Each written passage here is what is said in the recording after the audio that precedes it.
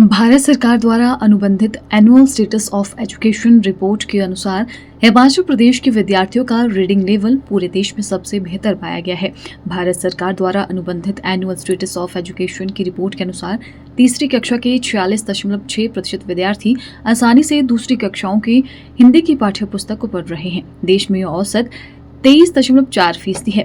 हिमाचल में राष्ट्रीय औसत से दोगुना तीसरी कक्षा के विद्यार्थी दूसरी कक्षाओं की पाठ्य पुस्तक पढ़ रहे हैं। हिमाचल प्रदेश के शिक्षा मंत्री रोहित ठाकुर ने कहा कि हिमाचल प्रदेश सरकार शिक्षा में गुणवत्ता लाने के लिए निरंतर काम कर रही है, जिसके सकारात्मक नतीजे आने शुरू हो गए हैं। असर की रिपोर्ट के मुताबिक प्रदेश के सरकारी स्कूलों में 3rd क्लास के 46.6% छात्र छात्राएं आसानी से दूसरी कक्षाओं की हिंदी की पाठ्य पुस्तक को पढ़ लेते हैं। असर के अनुसार पूरे देश में 3rd क्लास के औसत मात्र 23.4% छात्र छात्राएं ही दूसरी क्लासों की पुस्तक पढ़ पाते हैं, जबकि हिमाचल में राष्ट्रीय औसत से 2 गुना ज्यादा स्टूडेंट दूसरी कक्षाओं की पाठ्य पुस्तक पढ़ लेते हैं, जो प्रदेश के लिए काफी संतोषजनक बात है।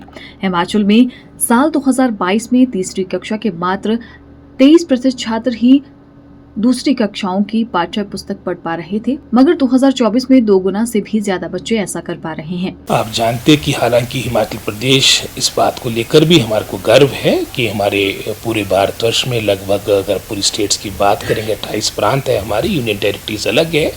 हमारी गिनती उन प्रदेशों में होती है जो सर्वाधिक शिक्षा के क्षेत्र में व्यय करता है। लगभग 18 से 20% के आसपास हमारा बजट शिक्षा क्षेत्र में लगता है, लेकिन उसका भी एक दूसरा पक्ष है। लगभग 91% के आसपास वो आपका सैलरी और पेंशन पे जाता है। तो हमारा निश्चित रूप में उसका पैसे का सदुपयोग हो।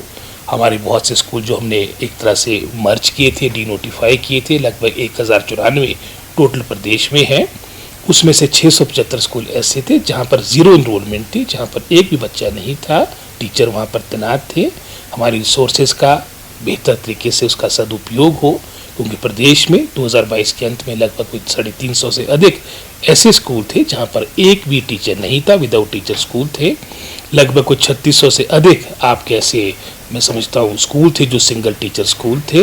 तो हमने प्रयास किया, चाहे युक्तिकरण के माध्यम से, चाहे नई नियुक्तियों के माध्यम से, विशेषकर जो हमारे मैं समझता हूँ बैच वाइज जो हमारी लगभग कोई 32-3300 हमने अपॉइंटमेंट्स दे दी है, और 31 मार्च से पहले लगभग कोई 200-300 टीचर हमारे को और मिलेंगे। और इसके अलावा भी लगभग कोई 250 से अधिक हमारे चयन आयोग को आपकी पोस्टें जाएगी, जिसके माध्यम से अधिक हमारे जो स्थान रिक्त पड़े हैं इनको भरा जाएगा। और हमारी प्राथमिकता है, क्योंकि हमने, जैसे आपने रिसोर्सेज की बात की, हमने एक आधार अपने डिपार्टमेंट का, एक इनरोलमेंट को अपना आधार, अपना बेस मान लिया है।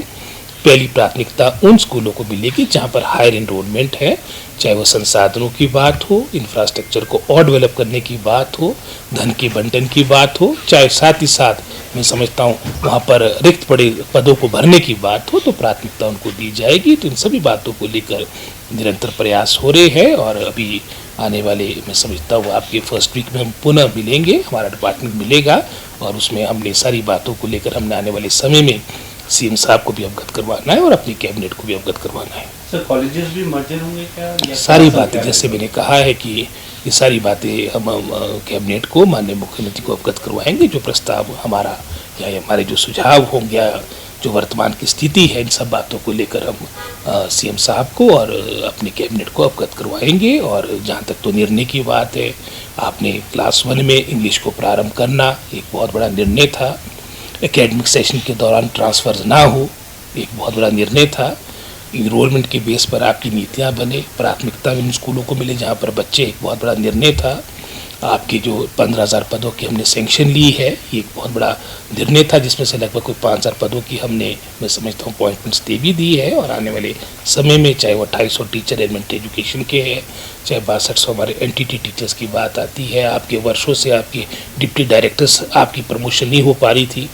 आपके हाल में ही हमने 2020 के उपरांत 2024 के अंत में हमने लगभग कोई 35-36 जो बहुत इंपॉर्टेंट एक तरह का ब्रिज का काम करते हैं डायरेक्टरेट के साथ और हमारे जिलों के साथ, हमारे ग्रामीण क्षेत्र में जो स्कूल है उसमें एक महत्वपूर्ण सेतु का कार्य करते हैं। तो उसमें लगभग कुछ 36 हमने डिप्टी डायरेक्टर्स प्रमोट किए हैं। आपके प्रिंसिपल्स अधिकतर पिछली सरकार के कार्यकाल के दौरान 141 में से 105 ऐसे आपके प्रिंसिपल्स के पद थे जो रिक्त पड़े थे। हमने अधिकतर 90-95% आपके सभी महाविद्यालय, चाहे वानी की बात हो, पांगी की बात हो, सभी दुर्गम क्षेत्रों में हमने प्रिंसिपल्स दिए और आने वाले समय में इसमें और सुधार, हमारे टीचरों की जवाबदेही हो, अच्छा परिणाम आए और जो एक अंतर हमारा, मैं समझता हूँ, एक सरकारी और गैर सरकारी स्कूल का वो खाई खत्म हो, उसके लिए हम प्रयासरत रहेंगे। Bureau report, channel 9 Shimla.